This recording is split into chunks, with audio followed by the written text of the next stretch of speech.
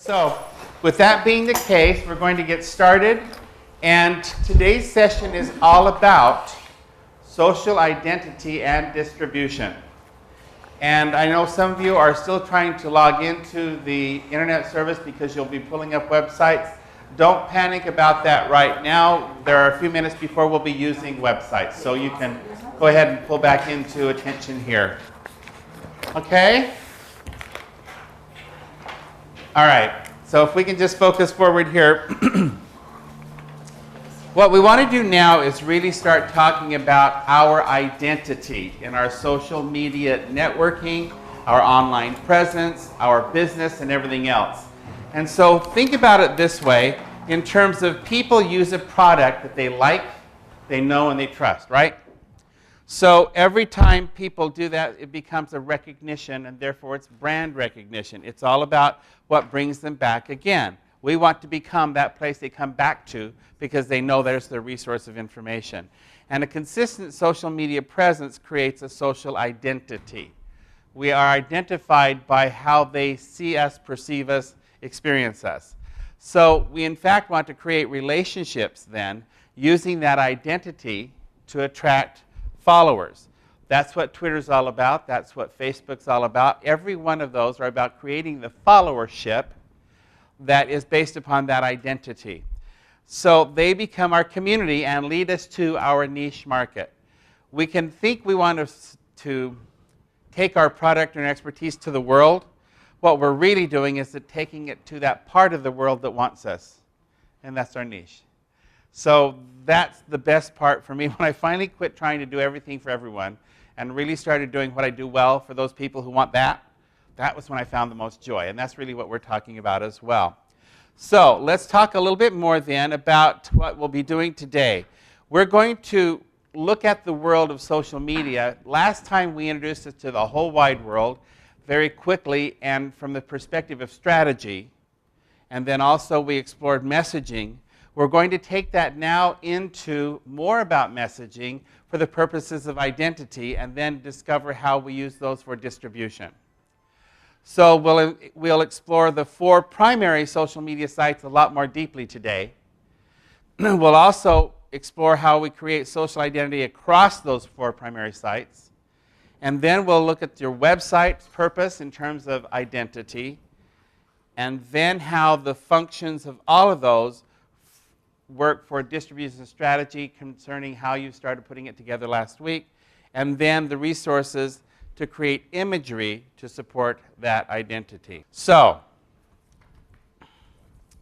one of the things I'd like to do is tell you a little bit of a story, because our identity is created either on purpose or by default.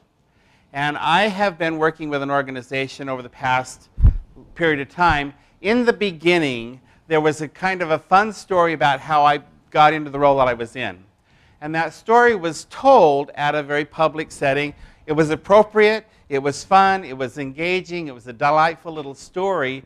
And then I became identified by the story, not necessarily by the expertise I was fulfilling in the organization. So in that particular situation, my identity was being created by default.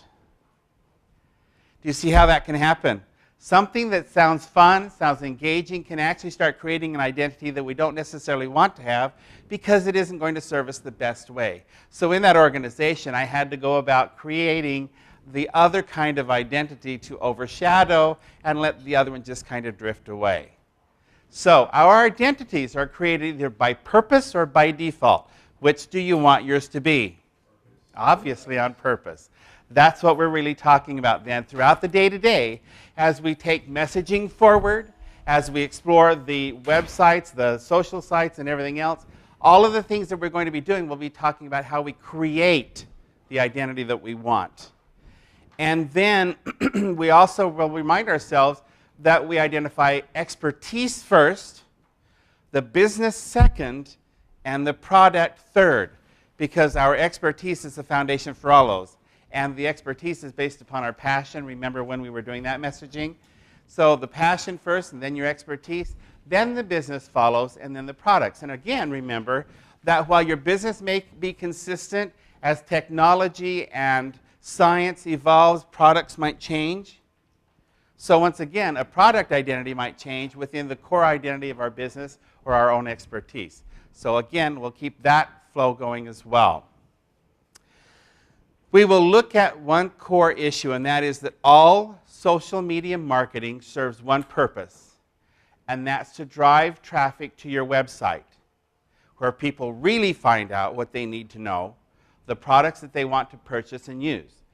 Every one of our activities is for the sole purpose of driving traffic. Therefore, identity and distribution are really appropriate right now for the things we've been covering so far.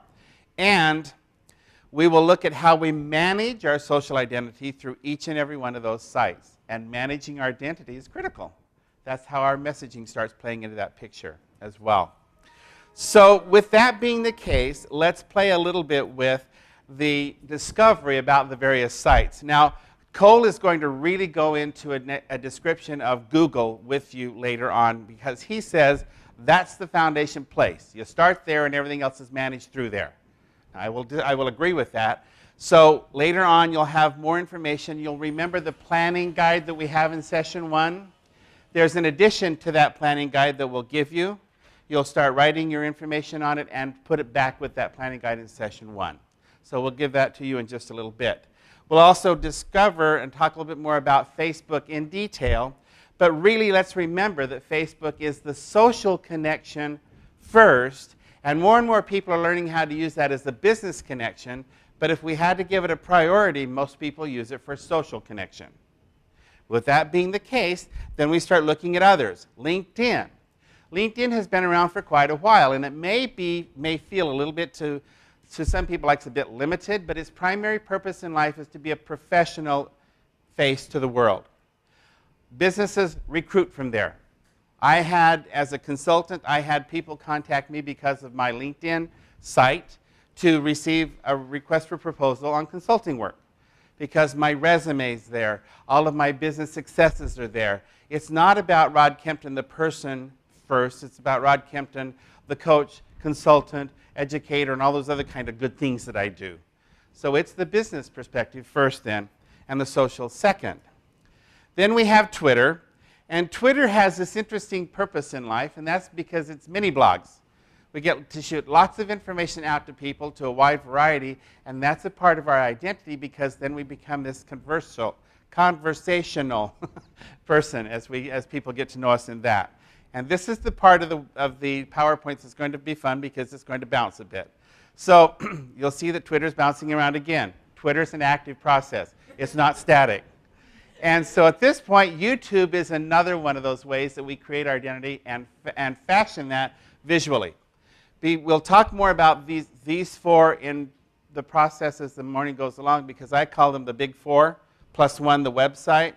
So at that point then, remember that this is our visual opportunity. We also use messaging there because we're describing the videos to bring in the keywords, and we'll talk more about that. Twitter's going to move around a little bit again.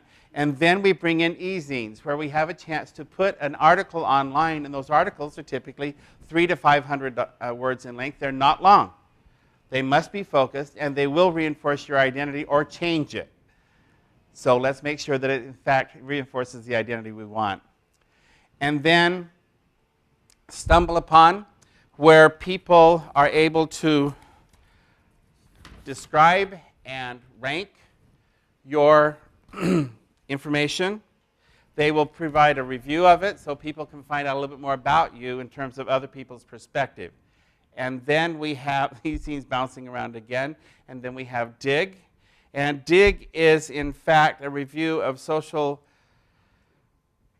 communication. Okay, it's a location to post text and video communications as well. Those other processes like Stumble Upon, e-zine, and Dig are all basically to support everything that you are doing in the primary 4+1. And as we start looking at more of those, Cole's going to take us into Google very specifically and really start helping us look at all of the primary 4+1 and Google. Yep. There you go, sir. Great. Give Rod a big hand. and the reason that I say that is because Rod has probably been exactly where you guys are. And I wanted him to do that today so that he's getting familiar with all of the sites. That he understands, because it's very easy for us to get caught up in our everyday life and we forget. Can somebody open that door? So Rod has come a long way just going through this course content with me. So thank you, Rod. Thank you. Very, very good job.